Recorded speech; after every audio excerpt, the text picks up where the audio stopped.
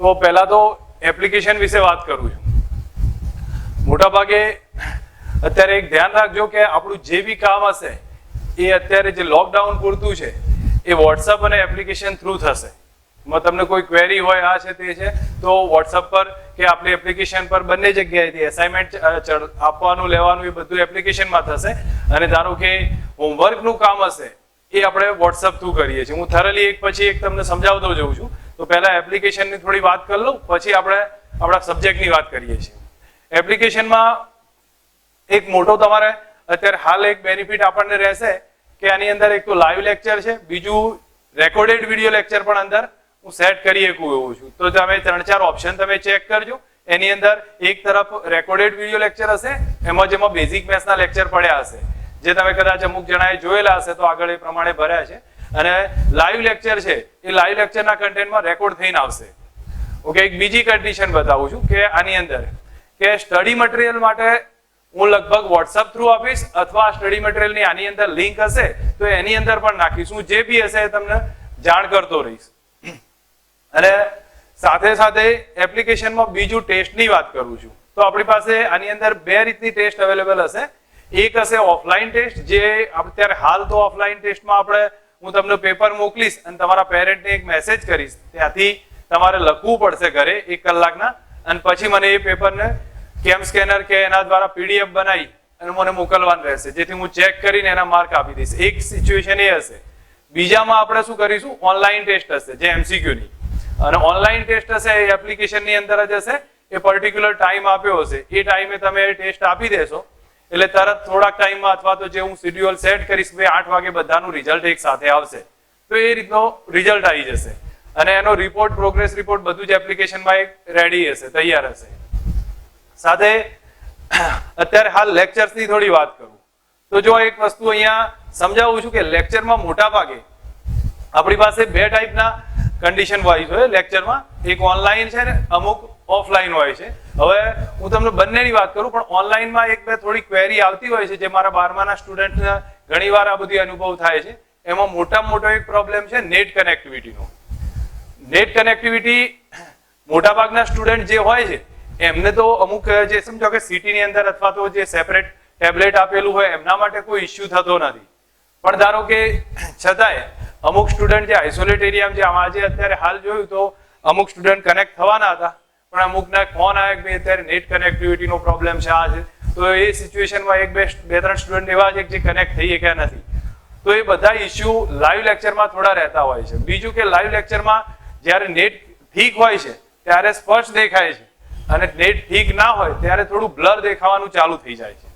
હવે એ situation net મારા તરફથી બી થોડું ઢીલું પડતું હોય ત્યારે થાય, તમારા તરફથી ઢીલું પડે ત્યારે થાય. આ બધી વસ્તુઓ મોટાભાગે નેટ કનેક્ટિવિટીમાં આમાં રહેતું હોય છે. એટલા માટે મેં 12થમાં એક સીધી સિસ્ટમ યુઝ કરી છે.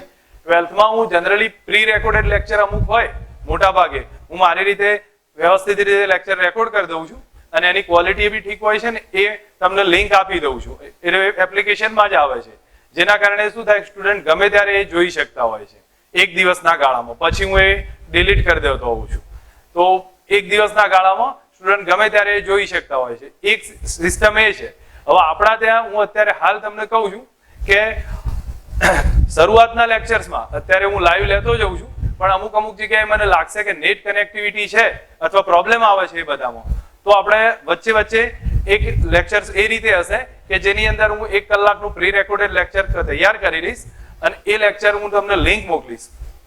તો એ લિંક તમારી ત્યાં અવેલેબલ થશે અને ત્યારબાદ તમે એને એક દિવસના ગાળામાં ગમે ત્યારે જોઈ શકો. અને ધારો કે એની અંદર કોઈ પ્રોબ્લેમ હોય તો 2 દિવસ કે 3 દિવસના ગાળામાં હું લાઈવ થતો હોઉં 12થમાં.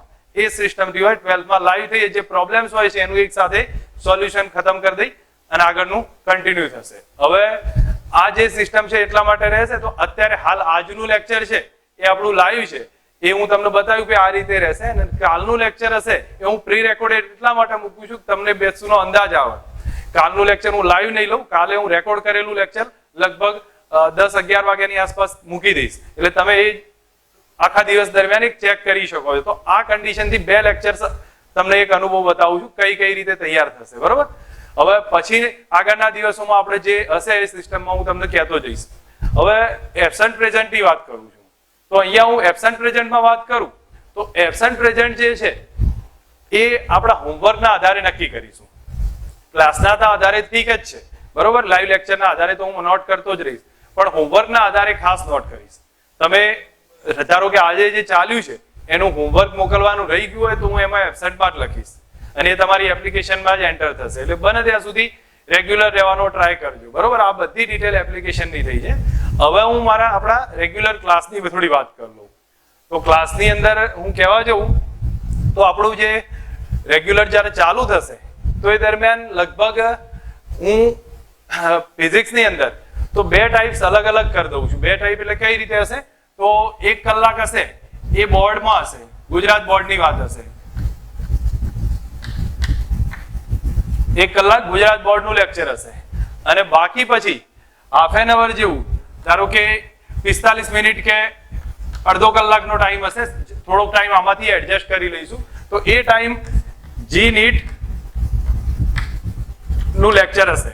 એટલે જનરલી 1.5 કલાક સમથિંગ જેટલો ટાઈમ હોય છે, 1.5 કે એટલો ટાઈમ.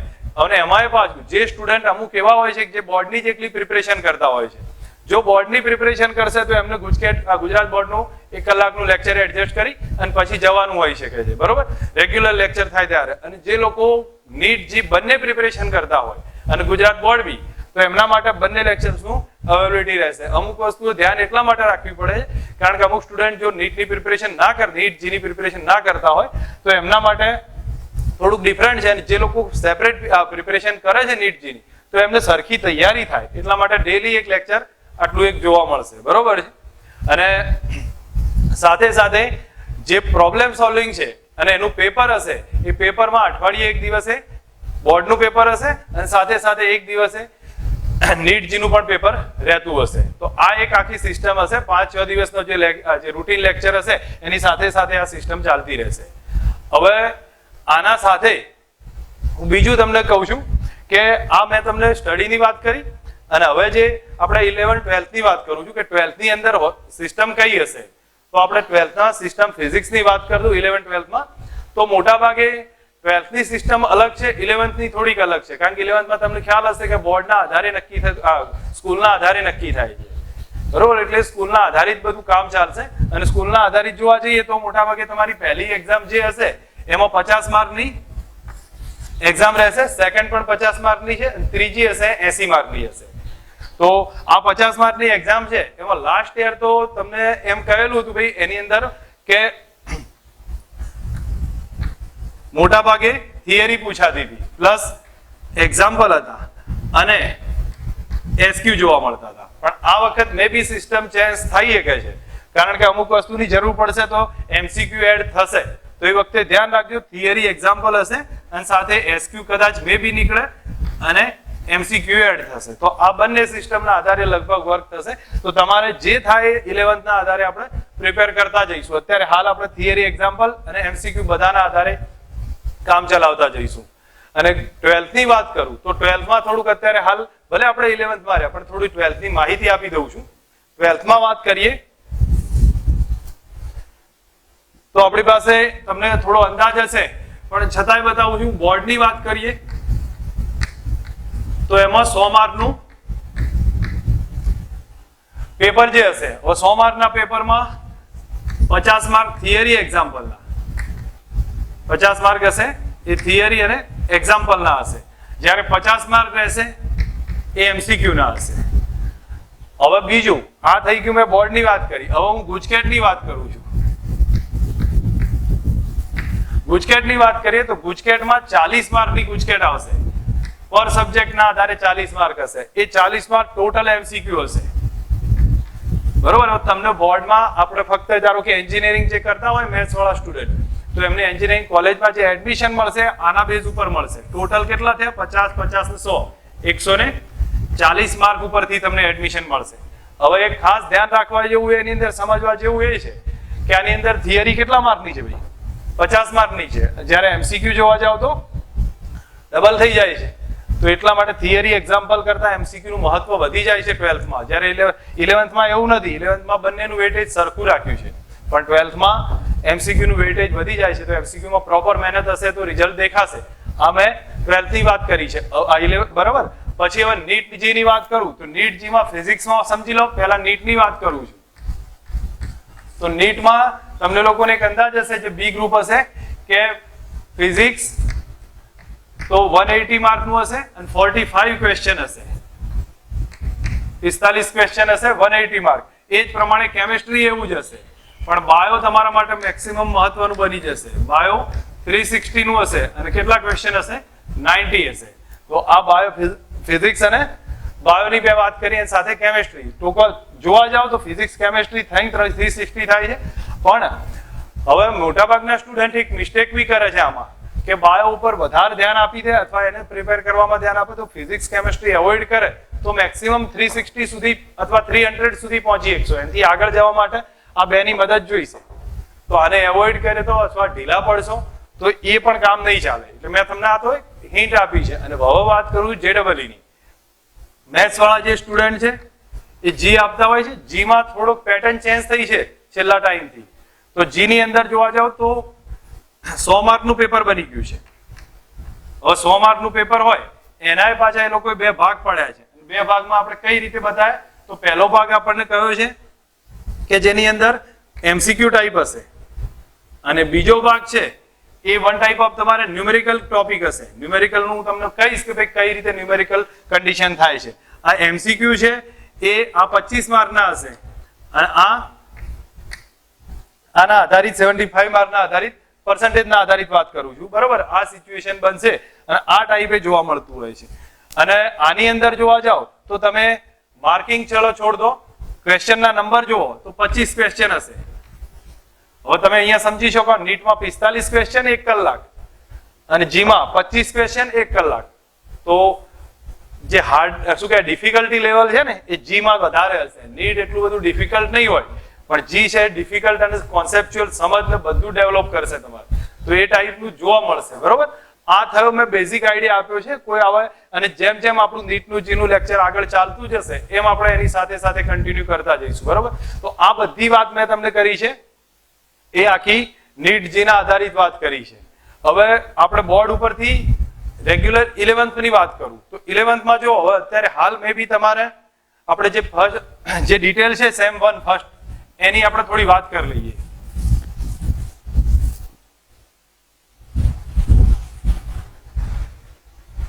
સેમ 1 ની વાત કરું તો સેમ 1 માં 8 ચેપ્ટર છે, બરોબર. 8 ચેપ્ટર છે. એ 8 ચેપ્ટર શું કહેવાય કે ફિઝિક્સ નો એક બેઝ છે. 8 માંથી આપણે શરૂઆતના 2 ચેપ્ટર ને એટલા પાછળ કાઢીએ કે ભાઈ જે એટલે વધારે અઘરા નથી, એનું એવું ઇમ્પોર્ટન્ટ ના આધારે ના ગણીએ. તો પાછળના જે 5 ચેપ્ટર 6 ચેપ્ટર બને છે એ તો ફિઝિક્સના એક બેઝ છે, મિકેનિક્સ જેને કહેવાય છે. હવે ફિઝિક્સમાં જોવા જાવ તો ફિઝિક્સમાં 4 થી 5 ભાગ પડે છે, બરોબર. આખા સબ્જેક્ટના આધારિત વાત કરું તો એમાં પહેલો ભાગ પડશે મિકેનિક્સ. સમજો અહીંયા મિકેનિક્સ જે ભાગ પડે છે તો મિકેનિક્સ ની અંદર આપણે ધારે લઈ લઈએ તો પહેલું બીજું તો કોમન ચેપ્ટર છે, જે એમાં કોઈ એવા ભાગ પાડીને આપણે ના લખી શકીએ. તો પહેલું બીજું કોમન ચેપ્ટર છે એટલે એને સાઈડ રાખું છું. પણ આ મિકેનિક્સ ની અંદર જોશો તો ત્રીજા ચેપ્ટર થી સ્ટાર્ટ થઈ અને જો હું માનું સીધા અર્થમાં લખીએ તો આપણે 8મા ચેપ્ટર સુધી આ જાય છે. ત્રીજાથી 8મા ચેપ્ટર સુધી મિકેનિક્સ આવી જાય છે. ત્યારબાદ હું એની એક ચેપ્ટર ની વાત કરતો જઈશ, પણ અત્યારે હાલ ઓરલ આઈડિયા આપું છું. ત્યારબાદ આવે છે તરલ ને ઘન અને તરલ નું મિકેનિક્સ. મૂળ એ જ છે.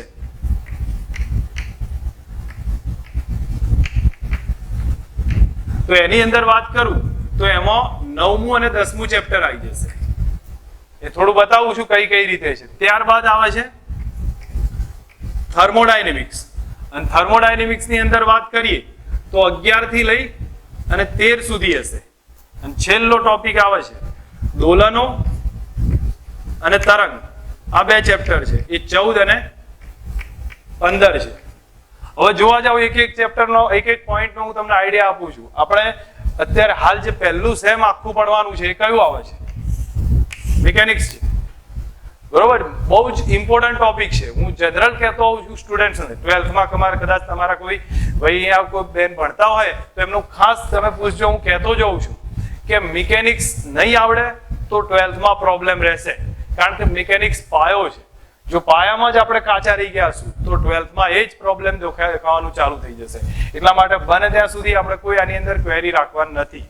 તમે જીનીટ ગણો કે ગુજરાત બોર્ડ ગણો, બંને કન્ડિશનમાં આપણે એક પ્રોપર રીતે સમજ રાખવાની છે. ઓકે, હવે એના પછી આગળ વાત કરીએ અહીંયા તો મિકેનિક્સમાં છે કયા ચેપ્ટર આવશે. તો પહેલા બીજા ચેપ્ટરની હું વાત કરું છું.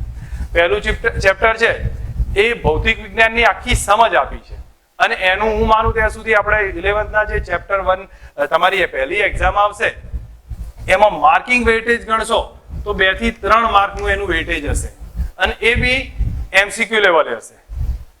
એટલા માટે ઇમ્પોર્ટન્ટ ચેપ્ટર વધારે એટલું રહેતું નથી કારણ કે એમાં ફક્ત સમજૂતી જ આપી છે ફિઝિક્સની. એટલે આપણે એનું હું અત્યારે હાલ નથી લેતો. ધારો કે 2-4 ચેપ્ટર ચાલશે પછી આ ચેપ્ટરની થોડી સમજૂતી આપીશ તો તમને ફિઝિક્સમાં જલ્દી આઈડિયા આવી જશે. એટલે આપણે પહેલું ચેપ્ટર તો એવોઇડ કરીશું, હમણાં બીજા ચેપ્ટરથી સ્ટાર્ટ કરીશું. બીજું ચેપ્ટર છે એની માહિતી હું હમણાં આપું છું, એકમ પરિમાણની આધારિત છે તો એ હમણાં આની અંદર ડિસ્કસ કરતો નથી પણ મિકેનિક્સની થોડી આઈડિયા આપી દઉં છું. ત્રીજું ચેપ્ટરની વાત કરું છું. તો ત્રીજું ચેપ્ટર છે એ જોવા જઈએ તો સુરેખ પદ પર ગતિ છે. હવે જો સુરેખ પદ પર ગતિ અત્યાર સુધી તમે 9માં ભણતા હતા કદાચ આ ચેપ્ટર. 9મા ની અંદર સુરેખ અને સમતલમાં ગતિ, ચોથું આવશે સમતલમાં ગતિ છે પણ આપણે પહેલા સુરેખ પદ પર ગતિ એટલે રસ્તા ઉપર જે કાર જતી હોય, કોઈ પદાર્થ સીધી રેખામાં ગતિ કરે અને એ વખતે એના વેગ પ્રવેગ કેટલા થતા હોય, બદલાતા હોય, એ બધી માહિતી આપવામાં આવશે. ત્યારબાદ આવે છે સમતલમાં ગતિ, ચોથું છે. તો જો અહીંયા હું હિન્ટ કહું કે કોઈ કાર રસ્તા ઉપર જાય છે તો એ કઈ થઈ? સુરેખ પથ પર ગતિ થઈ. પણ ધારો કે આપણે કેરમ બોર્ડમાં જે ગતિ બતાવીએ છીએ, કેરમની કુકરીની જે ગતિ થાય છે તો એ કઈ થઈ? એક સમતલમાં ગતિ છે. બરોબર, તો એ સમતલમાં ગતિ ગણીએ. પછી ધારો કે આપણે પતંગિયાની ગતિ ગણીએ તો એ 3 XYZ માં ગતિ થાય તો એ પણ આની અંદર આવશે. તો એનો અભ્યાસ આપણે ત્રીજા ચોથા ચેપ્ટરમાં કરવાનો છે. આમાં ફક્ત એક સીધી રેખાની ગતિ આવે, આમાં સમતલની ગતિ આવશે. ત્યારબાદ 5મો ચેપ્ટર છે એ બહુ જ ઇમ્પોર્ટન્ટ ટોપિક છે, ન્યૂટનની ગતિના નિયમો.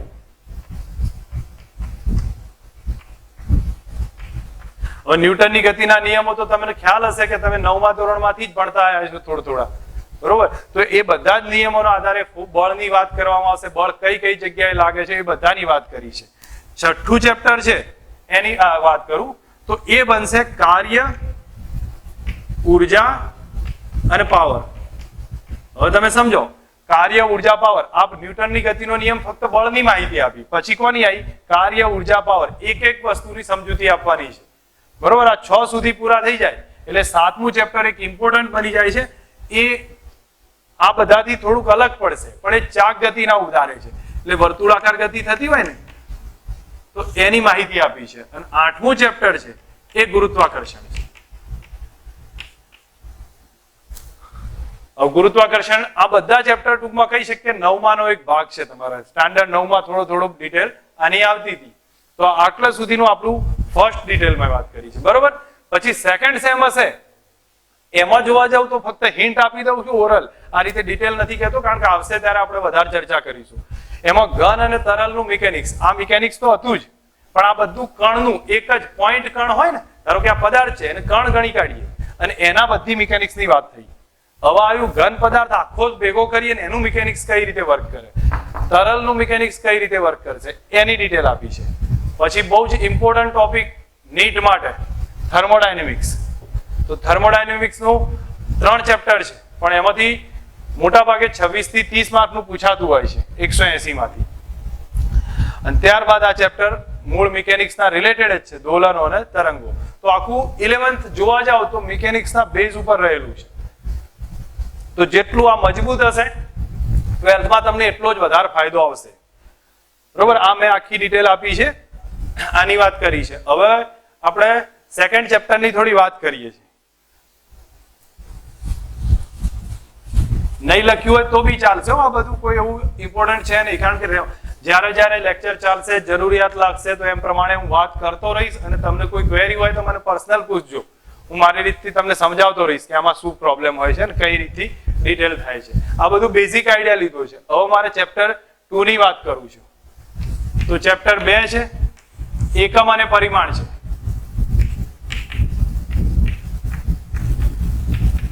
વાસ્તવમાં ભૌતિક વિજ્ઞાનનું એકમ અને પરિમાણ છે, તો એની આખી ડિટેલ માહિતી આપવાની છે. હવે આ ચેપ્ટરનો ઓવરઓલ આઈડિયા આપું હું તમને, તો આ ચેપ્ટરમાં 3 વસ્તુની માહિતી લેવાની હોય છે. એક તો આપણે ભૌતિક રાશિઓ વિશે સમજાવવાનું છે, ત્યારબાદ એના એકમો સમજાવીશું, એની પારિમાણિક સૂત્રની વાત કરીશું અને પ્રયોગ પદ્ધતિની વાત કરીશું. બધા 3-4 ટોપિક ઉપર જશે ચેપ્ટર. એમાં પહેલા હું ભૌતિક રાશિની વાત કરું છું. તો અહીંયા સમજવાનું રાખો, ભૌતિક રાશિનો અર્થ આપણે ભૂલી જાઓ કે ભૌતિક રાશિ જેવું કંઈ છે, પણ છતાં એક હિન્ટ કહું છું કે કોઈ પણ પદાર્થ હોય તો એને પોતાના કંઈક ના કંઈક ગુણ હોય. ધારો કે સમજો આ પદાર્થ લઈ લીધો છે, તો આવા કોઈ પણ પદાર્થ, જેમ કે આ એક પદાર્થ છે, આ પદાર્થ છે, એમ અલગ અલગ પદાર્થ જેટલા પણ જોવા મળે છે ઘટક કણો ભૌતિક વિજ્ઞાનમાં અથવા તો પ્રકૃતિમાં જેટલા ઘટક કણ હશે એમના કંઈક ના કંઈક ગુણ હશે. હવે કયા કયા ગુણ હોય, તો એમને જે ગુણ, એવું ગુણના આધારે જેમ આપણા ગુણ છે એવી રીતની વાત નથી કરતો, પણ ભૌતિક પદાર્થની અમુક લાક્ષણિકતા કહેવાય. જેમ કે આ છે તો એનું દળ ધરાવે, આ પદાર્થ એનું દળ ધરાવે. એવી રીતે આ પદાર્થ હોય તો એ પણ શું થશે, એનું દળ ધરાવે. બીજું કે એની લંબાઈ ધરાવશે, તો આ પણ પદાર્થ શું કરશે, એની લંબાઈ હશે. એમ દરેક પદાર્થના ભૌતિક ગુણધર્મો જોવા મળતા હશે, અને એ ગુણધર્મો પાછા કેવા હશે, એકબીજાથી અલગ અલગ હશે. ધારો કે આનું દળ અલગ છે, આ આખા પદાર્થનું દળ અલગ હશે, બીજાનું દળ અલગ છે. એમ દરેક પદાર્થના પાછા ગુણધર્મો જુદા જુદા જોવા મળશે. તો હવે એક વસ્તુ થઈ કે આ જેટલા ગુણધર્મો છે ભાઈ કેટલા છે એને નક્કી કરીએ. તો આપણને ખ્યાલ નથી કે આવા કયા કયા ગુણધર્મો છે. ધારો કે આ એક જ પદાર્થ લો, એની પાછળ કેટલા ગુણધર્મો હશે, તો આપણને સીધો અંદાજ નહીં આવે, પણ જ્યારે વ્યવહારમાં જઈશું ત્યારે આના એક એક ગુણધર્મોનો અંદાજ આવતો જશે. જેમ કે તમને સીધા અર્થમાં કહું કે જો કોઈ ઝાડ પરથી આપણે ધારી લઈએ કે આ ઝાડ પરથી ફળ નીચે પડે છે, બરોબર, તો આપણને ધારો કે નીચે પડતું દેખાયું છે, આ રીતે ધીરે ધીરે કરીને ગતિમાં પડતું દેખાયું છે, તો એની અંદર કેટલા ગુણધર્મો કામ કરી ગયા છે. તો જોવા જાય તો હું સીધા અર્થમાં કહું, આ તો ફળનું દળ હશે, બરોબર, તમે સમજો, ફળનું દળ હશે, પછી એનો કેટલા વેગથી પડ્યું હશે, એનો પ્રવેગ કેટલો હશે, કેટલી ઊંચાઈએથી પડ્યું હશે, એ ફળની ત્રિજ્યા કેટલી છે, એનું કદ કેટલું છે, બરાબર, પછી એ દરમિયાન વાતાવરણનું ટેમ્પરેચર કેટલું હતું. હવે આના સિવાય બી ઘણી બધી ભૌતિક રાશિઓ આવશે, એના પર કેટલું બળ લાગ્યું હતું. તો આવી બધી જ આ બધા ગુણધર્મો કામ કરી જાય છે. એક ફળ પડવાના આપણે નોર્મલ ઘટના સમજીએ છીએ, નીચે પડે છે, બરોબર છે. ન્યૂટનના સમયે એ ટાઈમે ફળ નીચે જ પડતું હતું, એના પહેલા નીચે પડતું હતું, એવું કે ઉપર નહોતું જતું, પણ એને સમજો કે ભાઈ કયા કારણથી નીચે પડ્યું છે અથવા એમાં કઈ ઘટનાઓ થઈ છે. તો એ વસ્તુ આપણને સાયન્સ તરફ લઈ જાય છે. જો એક વસ્તુ સમજો, નોર્મલ માણસ કોઈ પણ વાતમાં સંશય ના કરે, પણ જો સાયન્સને સમજવું હોય ને તો દરેક વાતમાં તમારે સંશય કરવો પડશે, શંકા કરવી પડશે કે આ નીચે કેમ પડ્યું, તો તમને એનો અંદાજ આવશે કે કયા કારણથી પડ્યું. તો આ વસ્તુ સાયન્સને સમજાવે છે. પ્રેક્ટિકલ જીવનમાં અલગ થાય, ઘરમાં શંકા કરીએ તો ઘર તૂટી જાય એ અલગ છે, પણ સાયન્સને સમજવું હોય તો તમારે એને પ્રશ્નો પૂછવા પડશે. એમ તમને કોઈ લાગે કોઈ જગ્યાએ ક્વેરી રહી જતી હોય, સમજ ના આવતું હોય તો મને પૂછતા રહેજો, તો એ પ્રમાણે આપણે આઈડિયા ડિસ્કશન કરી અને આન્સર મળતા રહીશું. હવે જો અહીંયા નીચે પડે છે તો આટલી ઘટનાઓ આની સાથે અવેલેબલ થઈ, તો તમે એક વસ્તુ વિચાર કરો કે એક જ પરિસ્થિતિ બની છે અને એની સાથે આટલી બધી ભૌતિક રાશિઓ જોડાઈ છે. હજી તો આપણે કદાચ અમુક લખી નહીં હોય, પણ ઘણી બધી ભૌતિક રાશિઓ જોડાઈ ગઈ છે. તો આ બધી ભૌતિક આ જે ગુણધર્મો જોડાયા ને એ ગુણધર્મોને જ ભૌતિક રાશિ કહી દીધી. આ બધા વન ટાઈપ ઓફ ગુણધર્મો છે પદાર્થના, એની સાથે સંકળાયેલા, તો એ ગુણધર્મોનું ભૌતિક રાશિ કીધી છે. હવે એની પ્રોપર વ્યાખ્યા કહું છું. વ્યાખ્યા માટે એક કામ કરો, ચિંતા ના કરતા કે અત્યારે હું કદાચ શબ્દોમાં બોલીશ તો તમને કયાથી લખવાનું ટાઈમ નહીં મળે. નહીં, હું તમને એક કહું છું ભાઈ કે તમને જેવું લેક્ચર પૂરું થાય એટલે એક લિંક મોકલું છું PDF ની, અને પીડીએફમાં જોજો તો એની અંદર આજે જે ચાલ્યું છે એની બધી જ વ્યાખ્યાઓ પ્રોપર રીતે લખેલી છે.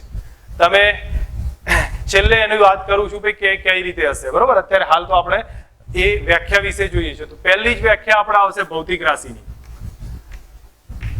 ભૌતિક રાશિ છે. ભૌતિક રાશિ કોને કહેવાય તો હું કહું છું એ સમજો. કુદરતમાં બનતી ઘટનાઓ, કઈ કઈ ઘટનાઓ હશે તો કુદરતી હોય કે માનવ સર્જિત હોય, એવું જરૂરી નથી કે કુદરતી જ હોય. કુદરતી અથવા માનવ સર્જિત કોઈ પણ ઘટના જોવા મળશે, પણ એ બધી ઘટનાઓના વૈજ્ઞાનિક વર્ણન માટે, અવૈજ્ઞાનિક વર્ણન થયું કહેવાય, આ બધું આધારે સમજાવ્યું. તો વૈજ્ઞાનિક વર્ણન માટે ચોક્કસ ખ્યાલની જરૂર પડે છે, તો એ જ ખ્યાલને આપણે ભૌતિક રાશિ કહી છે. ફરી એકવાર રિવાઇઝ કરું છું. આપણી આસપાસ બનતી કુદરતી અથવા માનવ સર્જિત ઘટનાઓ છે એના વૈજ્ઞાનિક વર્ણન માટે ચોક્કસ ખ્યાલની જરૂર પડે છે, અને એ જ ખ્યાલને આપણે શું કહી દીધું છે? ભૌતિક રાશિ છે. તો કઈ કઈ ભૌતિક રાશિઓ આવશે? તો આ બધી ભૌતિક રાશિ છે. કઈ છે? દળ છે, વેગ, પ્રવેગ, ઊંચાઈ, ત્રિજ્યા, કદ, તાપમાન, પછી દબાણ આવે, બળ આવે, કાર્ય, ઉર્જા, પાવર, એ બધી જ ભૌતિક રાશિઓ હશે. અલગ અલગ કહી શકીએ છીએ. હવે આપણે ભૌતિક રાશિની વાત કરી, હવે ભૌતિક રાશિને કમ્પેર કરવાનું ચાલુ કરીએ. ચલો અહીંયા ભૌતિક રાશિની એકવાર ફરી વ્યાખ્યા બોલી જાઉં છું, તમે સાથે સમજવાનો અને બોલવાનો ટ્રાય કરજો. આપણી આસપાસ બનતી ઘણી બધી ઘટનાઓ હશે, એ કઈ હશે? કુદરતી અથવા માનવ સર્જિત હશે. એ બધી ઘટનાઓના વૈજ્ઞાનિક વર્ણન માટે ચોક્કસ ખ્યાલની જરૂર પડે છે, અને એને આપણે શું કહેવામાં આવશે? ભૌતિક રાશિ કહ્યું છે. ચલો એક આપણે ભૌતિક રાશિની ડિટેલ પૂરી કરી. હવે ત્યારબાદ આગળ વાત કરું છું. તો આગળ હું સમજાવું તમને. તો ભૌતિક રાશિની કમ્પેરિઝન કરો. કમ્પેરિઝન એટલે કઈ રીતે? મેં તમને આ શું કીધું? ભૌતિક રાશિ એક ગુણ છે એનો, પદાર્થનો, અને ગુણની કમ્પેરિઝન થાય. તમારા ભાઈ બહેન હોય એમની સાથે મધર ફાધર અમુક વખતે કમ્પેરિઝન કરતા હોય છે કે આ માણસ આના કરતા શાંત છે. હા, તો એનો મતલબ તમારા ગુણની કમ્પેરિઝન થાય છે. તો આના ગુણની કમ્પેરિઝન થતી જ હોય. કઈ રીતે થશે? તો તમને ખ્યાલ આવે કે આ પદાર્થનું દળ સમજો. હું આની 3 પદાર્થની વાત કરું છું. એક આ બોર્ડની વાત કરું, એક ચોકની વાત કરું, અને ત્રીજો મારા શરીરની વાત કરું. તો સમજો મારું વજન છે એ 70 કિલો છે, બરોબર? એમ ધારી લીધું છે. આ જે ચોક છે એનું ગ્રામમાં વજન હશે, અને આ બોર્ડ છે એનું ધારી લઈએ કે 10 કે 15 કિલો જેટલું આપણે વજન ધારી લીધું છે. તો આમ ત્રણેયનું વજન કેવું થયું? અલગ અલગ થઈ ગયું. આનું ગ્રામમાં આવ્યું, મારું 70 kg ના આધારે આવ્યું, આ 10-15 kg ના આધારે આવ્યું. તો શું થયું? ડિફરન્સ આવ્યો ને. તો કમ્પેરિઝન કરવી પડશે. હવે એ 10-15 kg આપણે કરીને અત્યારે કમ્પેરિઝન, આ તો એ છે શું? એ એનો એકમ બતાવે છે. એટલે એનો મતલબ શું થયો? કે એક એવું વસ્તુ નક્કી કરી દઈએ, આ રાશિને જોડતી, આ રાશિને એવા સાથે જોડી કાઢીએ કે જેનાથી આપણે કમ્પેરિઝન કરી શકીએ. તો એના માટે શેની જરૂર પડશે? 2 પોઈન્ટની. 2 પોઈન્ટ કયા કયા છે સમજજો. એક આવશે સંદર્ભ બિંદુ, અને બીજો આવશે એકમ. હું સંદર્ભ બિંદુ કેમ કહું છું એ સમજજો, જરૂર પડે. કારણ કે સંદર્ભ બિંદુ એટલે આપણે ધારો કે એક કહીએ કે ભાઈ સુરેશ અને બીજો રમેશ છે, 2 ભાઈઓ છે. હવે એમ સમજો કે આ આના કરતા વધારે ગુણવાન છે, તો કમ્પેરિઝન કરીને એકબીજાની સાપેક્ષમાં, તો સાપેક્ષ બિંદુ ગમે ત્યારે જરૂર પડે. હવે ત્રીજો કોઈ આવે તો એની સાપેક્ષમાં કમ્પેર કરીએ. તો એટલા માટે સંદર્ભ બિંદુ અથવા સાપેક્ષ બિંદુની જરૂર પડે. એનું આપણે 3જા ચેપ્ટરમાં ભણવાનું છે, એને હાલ એવોઇડ કરીએ છીએ. એટલે સાપેક્ષ બિંદુની એક જરૂર પડશે. પણ આપણે એકમ જોઈએ, આ એકમ અત્યારે ભણવાનું છે. તો સમજો દરેક ભૌતિક રાશિનો એક એકમ હોય. હવે એકમ છે શું? તો એકમ એટલે ભૌતિક રાશિનું પ્રમાણિત માપ છે, એને એકમ કહેવામાં આવશે. ભૌતિક રાશિના પ્રમાણિત, ચોક્કસ અને પ્રમાણિત માપને એકમ કીધો છે. જેમ કે તમે અહીંયા સમજો, આ પદાર્થ છે એનું મેં તમને ત્રણેયના દળની વાત કરી. આનું ગ્રામમાં હશે, આનું કેજીમાં હશે, અને સમજો કે અમારું કેજીમાં ગણ્યું 70 kg. આ પદાર્થ છે એનું ગણીએ આપણે 10 થી 15 kg. કેજીમાં ધારે વાત કન્વર્ટ કર્યા તો કમ્પેરિઝન કરીને એકનું 70 થયું, બીજાનું થયું 15 kg, અને ત્રીજાનું ધારી લઉં છું 20 ગ્રામ ધાર્યું છે. હવે 20 ગ્રામને કન્વર્ટ કરી દઈએ કેજીમાં. 20 × 10⁻³ kg. તો આ ત્રણેયની કમ્પેરિઝન થઈ. હવે તમે સમજો આને કે વાસ્તવમાં આ જે બતાવે છે ને એ એનો એકમ છે. એટલે ભૌતિક રાશિના પ્રમાણિત ચોક્કસ માપનો એકમ છે. પછી એ પદાર્થ પાસે એનાથી વધારે માત્રાએ હોય, ઓછી માત્રાએ હોય. જેમ કે આની પાસે 70 kg છે તો એ વધારે છે, આની પાસે 15 kg છે, ઓછી છે. આની પાસે 20 × 10⁻³ તો એ કમ્પેરેટિવ ઓછી કહેવાય. તો એમ વધઘટ થઈ શકે છે, પણ પ્રમાણિત માપ છે ને એ દરેકનું કોમન છે, કેજી છે. એમ તમે એક વસ્તુ વિચાર કરો કે આ ની લંબાઈ 1/2 મીટર ધારી લીધી, આ ચોક છે એની લંબાઈ 0.10 મીટર જેટલી ધારી છે, બરોબર? તો એ બધાના આધારે આપણે ગણવા જાઓ તો મીટર તો લંબાઈ તો સરખી જ છે ને એ મીટરના આધારે, પણ છતાંય એના મૂલ્યમાં કેવી છે? વધઘટ છે. એટલે હવે એ વ્યાખ્યા કઈ છે એ સમજો. ભૌતિક રાશિના પહેલા જ આપણે મેં વાત કરી, ભૌતિક રાશિને ડિટેલ બતાવી. ભૌતિક રાશિ પછી હવે વાત કરું તો એકમની વાત કરું છું. તો એકમ એટલે બહુ કોઈ મોટી વ્યાખ્યા નથી, પણ ભૌતિક રાશિના પ્રમાણિત માપને શું કહેવામાં આવશે? એકમ કહ્યું છે. ભૌતિક રાશિના પ્રમાણિત માપને એકમ. હવે તમે એક વસ્તુ કહો કે કોના કોના કયા એકમ છે, તો ચલો અહીંયા જોઈએ કે દળનો એકમ કયો, તો આપણને ખ્યાલ છે કિલોગ્રામ આવે, લંબાઈનો મીટર આવે, સમયનો સેકન્ડ થશે. તો આવા તો ઘણા બધા એકમ તૈયાર થઈ જાય છે. વેગનો લખું તો મીટર પર સેકન્ડ છે. તો આવા બધા અલગ અલગ અલગ ઘણા એકમ તૈયાર થવા લાગે છે. હવે હું એકલા લંબાઈની જ વાત કરું. લંબાઈ આપણે વ્યવહારમાં કેટલી રીતે લઈએ છીએ, તો તમે જુઓ, ચેક કરો. ઊંચાઈ માપવી હોય તો એ લંબાઈ લઈએ છીએ, એલ ના આધાર મીટરમાં ગણીએ છીએ. પહોળાઈ માપીએ તો પણ, ત્રિજ્યા માપીએ તો એમ ઘણી બધી રીતે, જાડાઈ માપીએ તો પણ શું થશે, લંબાઈનો જ યુઝ કરીએ છીએ. એમ જોવા જાવ તો લંબાઈને આપણે અલગ અલગ રીતે રજૂ કરી શકીએ, પણ મૂળ છે શું, મીટરમાં મેઝર કરીએ છીએ. તો આ એના એકમની માહિતી થઈ છે. એકમમાં હું સિમ્પલ તમને બતાવું. મેં પહેલા ભૌતિક રાશિની વ્યાખ્યા આપી, પછી કોની સમજૂતી આપી છે, એકમની છે. એકમમાં આપણે જોયું કે ભૌતિક રાશિના પ્રમાણિત માપને શું કહી દીધું છે, એકમ કીધું છે. હવે બીજું છે ભૌતિક રાશિના બે ટાઈપ્સ પાડીએ છીએ, પ્રકાર પાડીએ. હવે કયા કયા પ્રકાર પાડીએ એ સમજીએ.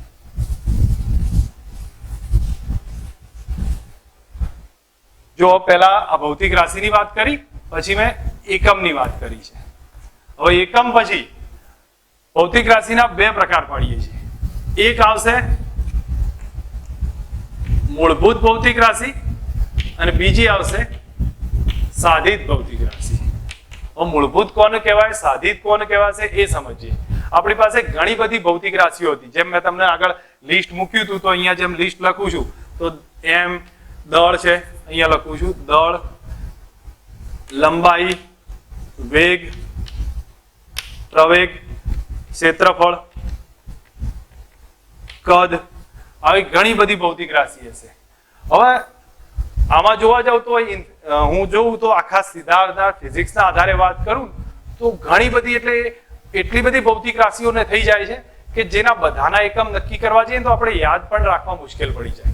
બધાના અલગ અલગ એકમ આપી દો તો યાદ રાખવા મુશ્કેલ પડી જાય. એટલે આ લોકોએ એક સિસ્ટમ નક્કી કરી અને એના પરથી એક વસ્તુ જોઈ કે અમુક ભૌતિક રાશિઓ છે ને એકબીજા સાથે સંકળાયેલી છે, પણ અમુક ભૌતિક રાશિઓ છે ને સ્વતંત્ર છે. હવે કઈ ભૌતિક રાશિ સ્વતંત્ર છે તમે જુઓ.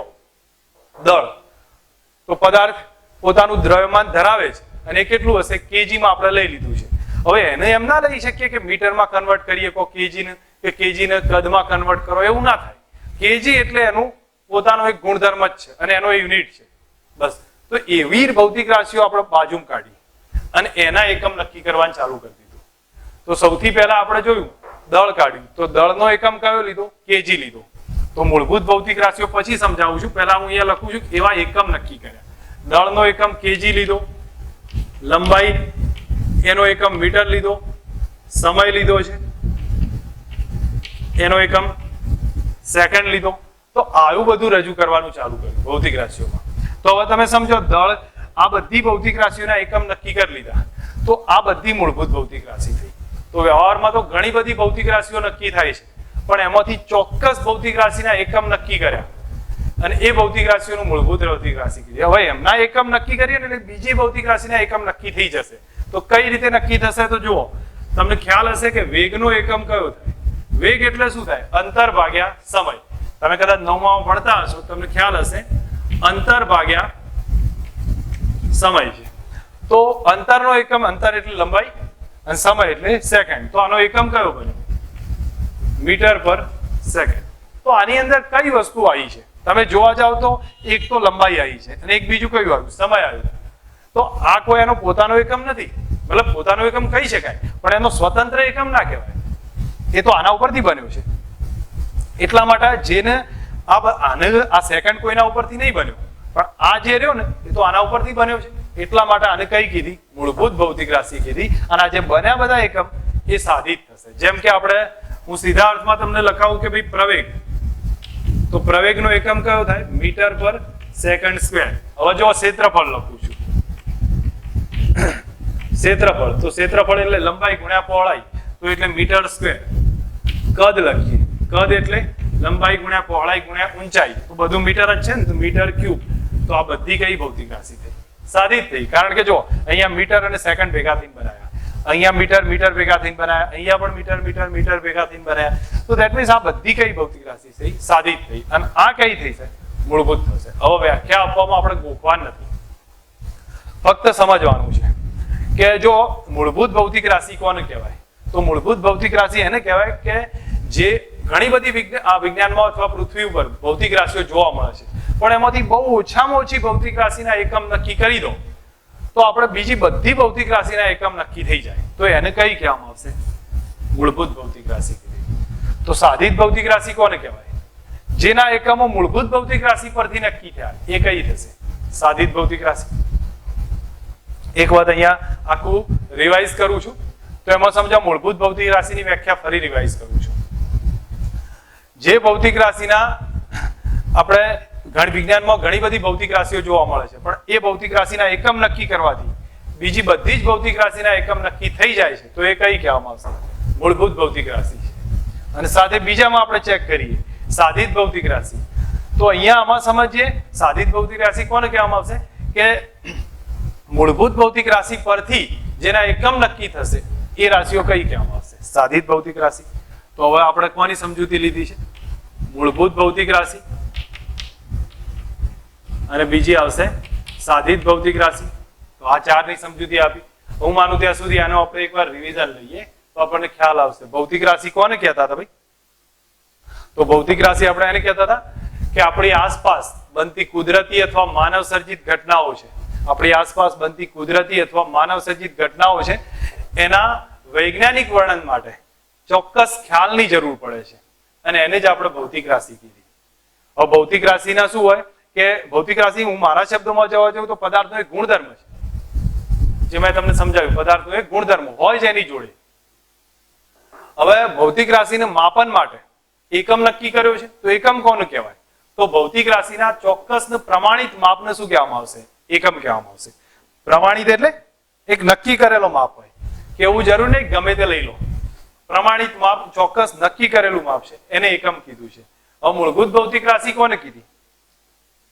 તો મૂળભૂત ભૌતિક રાશિ એને કીધી કે આપણી આસપાસ ઘણી બધી ભૌતિક રાશિઓ જોવા મળશે, પણ એમાંથી અમુક ચોક્કસ ભૌતિક રાશિના એકમ નક્કી કરવાથી બીજી બધી જ ભૌતિક રાશિના એકમ નક્કી થઈ જાય છે, તો એને આપણે કઈ કહેવામાં આવશે? મૂળભૂત ભૌતિક રાશિ. ઓકે, હવે આવશે સાધિત ભૌતિક રાશિ. તો સાધિત ભૌતિક રાશિમાં સમજીએ તો જો જે રાશિના એકમ મૂળભૂત ભૌતિક રાશિ પરથી નક્કી કર્યા હોય તો એને કઈ કહેવામાં આવશે? સાધિત ભૌતિક રાશિ કીધી છે. ઓકે, એક બીજી વસ્તુ આમાં હવે આવે છે કે મૂળભૂત એકમ. હવે એકમની વાત આવી છે તો મૂળભૂત એકમ અને સાધિત એકમ એની વાત કરીએ છીએ. તો હવે મૂળભૂત એકમ કોને કહેવાશે? તો મૂળભૂત ભૌતિક રાશિઓના જે એકમ છે એને કયા કહેવામાં આવશે? મૂળભૂત એકમ. સાધિત રાશિના જે એકમ છે એને કયા કીધા છે? સાધિત એકમ છે. તો એક સિમ્પલ 4 ટોપિકનો એક સેન્ટેન્સ બને છે જે દરેકને યાદ હોય જ, પણ આપણને શું થાય કે શરૂઆતનો બેઝ છે ને, શરૂઆતમાં આપણને રાશિઓ વિશેનો એક પ્રોપર અંદાજ આપ્યો છે એટલે આપણે આને શાંતિથી સમજીએ છીએ, કારણ કે એક પછી એક સ્ટેપ બનતા જશે. પણ આપણે આ 4 ટોપિક છે જે હું તમને નોટ્સ આપું છું હમણાં થોડોક ટાઈમ રહી, તો એ નોટ્સમાં તમારે ધ્યાન રાખવાનું છે. હવે હું આગળ ચલાવું એના પહેલા હવે કહું છું કે તમારે કામ શું કરવાનું છે, બરોબર? થોડુંક આગળ લઉં છું એના પહેલા હવે તમારે જયારે પૂરું થશે લેક્ચર એટલે બીજું કઈ નહીં, મને બીજા દિવસ પહેલા આજે જે વર્ક થયું છે તો એનું મને એકવાર તમારા નોટ્સની અંદર લખી અને કેમ સ્કેનર થી, મોટા ભાગે કેમ સ્કેનર થી કરો તો બેટર રહેશે, કારણ કે ફોટા પાડશો તો પાછા આડાવડા થઈ જશે. કેમ સ્કેનર થી ફોટો પાડી અને મને મોકલી દેવાનું રહેશે, જેથી હું અથવા મારા અસિસ્ટન્ટ હશે એ હોમવર્ક ચેક કરી લેશે, બરોબર? અને એના આધારે તમારી એબસન્ટ પ્રેઝન્ટ નક્કી થશે. એબસન્ટ પ્રેઝન્ટ તમારી જે પુરાશે એપ્લિકેશનમાં એ હોમવર્કના આધારે પુરાશે, કારણ કે હોમવર્ક નહીં મોકલ્યું હોય તો એબસન્ટ લખી દઈશ. એટલે હોમવર્ક મોકલવાનું રહેશે. તમારું લેક્ચર લાઈવ કેટલા છો એ તો હું મારી રીતે નક્કી કરીશ જ, પણ સાથે સાથે આ મહત્વનું રહેશે, બરોબર? આ એક ડિટેલ મેં કહ્યું છે. હવે આપણે 2 મિનિટ તમને આમાં કોઈ જોઈ લો, કદાચ ક્વેરી હોય તો મને આમાં લાગે તો મને આમાં કોમેન્ટ કરો, બાકી પછી હું 2 મિનિટ આગળ ટોપિક લઉં છું, બરોબર? દરેકને તમે લોકો લખ્યું છે, અમુક જણાએ ઓકે, તો ઠીક છે, હું આગળ કન્ટિન્યુ કરું છું. હવે આ તો સામાન્ય ડિટેલ્સ છે. આમાં અત્યારે હાલ આ આવડ્યું એટલે આપણને 11th સાયન્સ આવડી ગયું એવું એ નથી.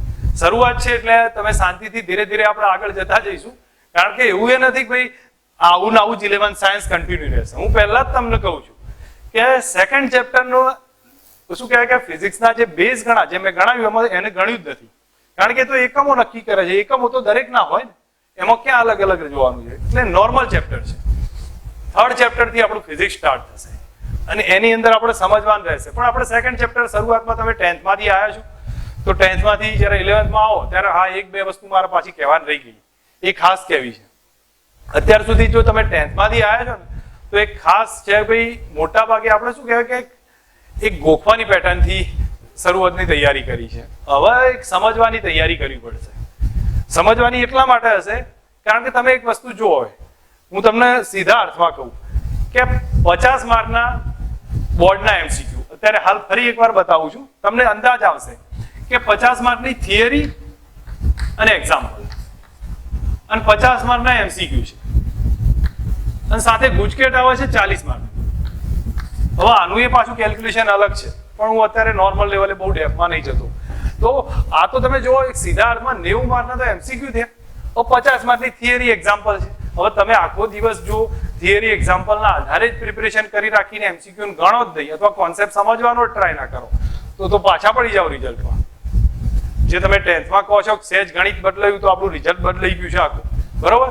તો સેમ આમાં તો શું થવાનું, એમસીક્યુ તો રેન્ડમ આવવાના. એવું તો છે ને ચોપડીની પાછળ પૂછ્યા છે એના જ પૂછશે એમસીક્યુ.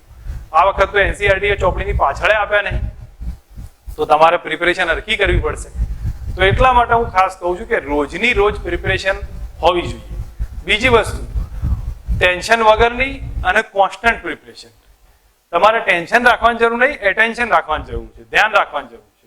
વધારે પડતા ઓવરલોડ કે ટેન્શનથી માર્ક આવી જાય એવું નહીં હોતું. પ્રોપર પ્રિપરેશન જરૂરી છે અને સિસ્ટમેટિક. તો આ બધાના આધારે જ્યારે સિસ્ટમેટિક પ્રિપરેશન થશે, જેમ કે અમારા 12th માં 4-5 છોકરીઓ છે, એમનું ગ્રુપ છે, એકદમ સિસ્ટમેટિક પ્રિપરેશન કરે છે, એમનું ખરેખર એકદમ રિઝલ્ટ બી વ્યવસ્થિત રહે છે.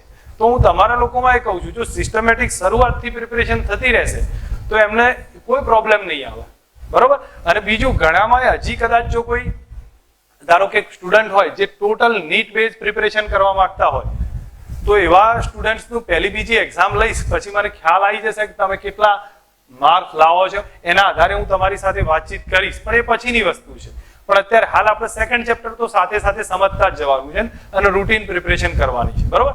ઓકે, હું આગળનો ટોપિક લઉં છું. હવે આગળનો ટોપિક જુઓ, અહીંયા આ 5 ટોપિક હશે તમને આપેલા છે, એક વખત ફટાફટ જોઈ લઈએ અને પછી આગળનો ટોપિક રિવાઇઝ કરી દઉં છું, બરોબર? તો ચલો અહીંયા ફટાફટ જોઈ લઈએ. ભૌતિક રાશિ કોને કહેવાય? આપણી આસપાસ બનતી કુદરતી અથવા માનવ સર્જિત ઘટના છે એના વૈજ્ઞાનિક વર્ણન માટે જે ખ્યાલની જરૂર પડશે એ ભૌતિક રાશિ છે. એકમ કયો છે? ભૌતિક રાશિના નિશ્ચિત પ્રમાણિત માપને એકમ કીધો. મૂળભૂત ભૌતિક રાશિ. ઘણી બધી ભૌતિક રાશિઓ છે પણ ચોક્કસ ભૌતિક રાશિના એકમ નક્કી કરતા બાકી બધાના એકમ નક્કી થઈ જાય એને મૂળભૂત ભૌતિક રાશિ. અને જેના એકમો મૂળભૂત પરથી નક્કી કર્યા એ સાધિત ભૌતિક રાશિ. અને બાકી આ તો બે સામાન્ય છે. હવે એકમ પદ્ધતિની વાત કરું છું.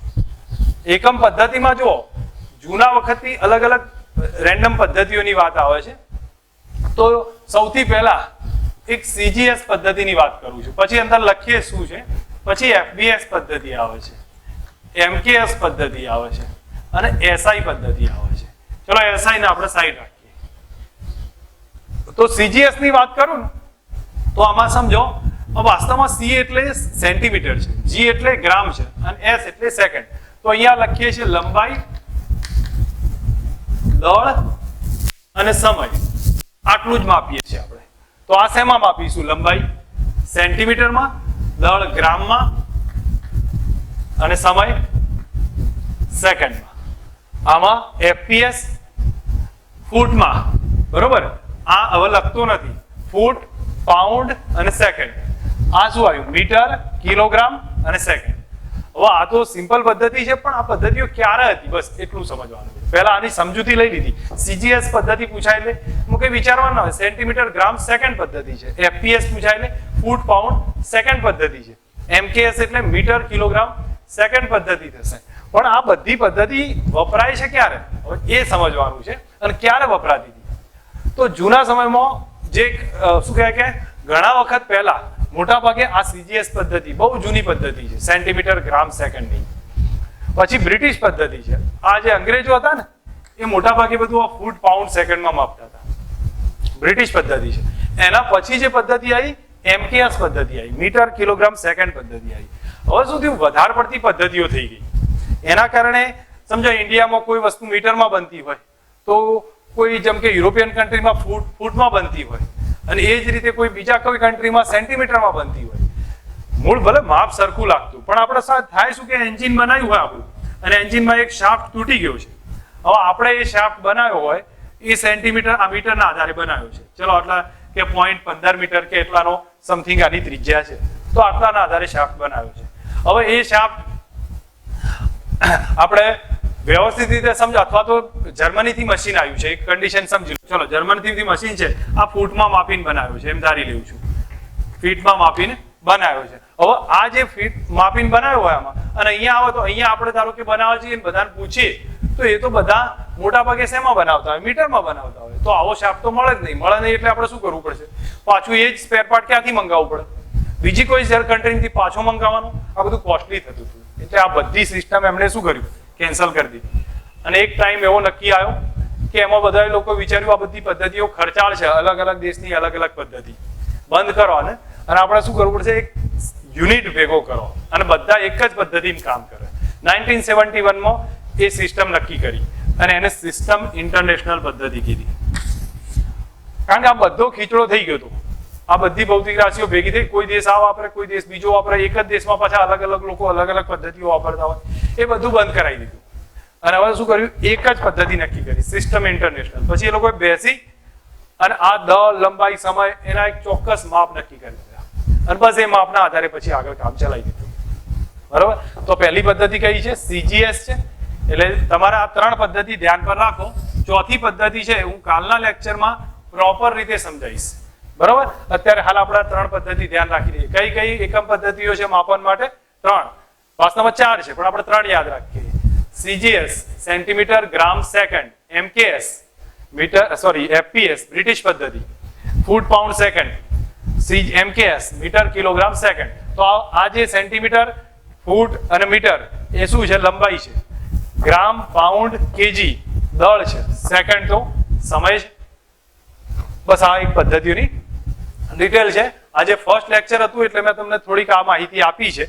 હવે હું ફરી એક બે વાતો ક્લિયર કરું છું. જો તમને હું પહેલા તો જેવું આ લેક્ચર પૂરું થાય એટલે એક નોટ્સ મોકલું છું, બરોબર છે. રેફરન્સ બુક બી હું તમને આપવાનો છું, પણ પહેલા અત્યારે હાલ 2-3 દિવસ નોટ્સ થી કામ ચલાવું છું. તો એ નોટ્સ મોકલું છું, તમે એને શાંતિથી સમજો, વાંચજો અને એને એકવાર જાતે લખી દેજો. એવું હું નહીં કહેતો કે તમે એને વર્ડ ટુ વર્ડ કોપી કરો, બસ જાતે લખી અને મને મોકલો. બરોબર.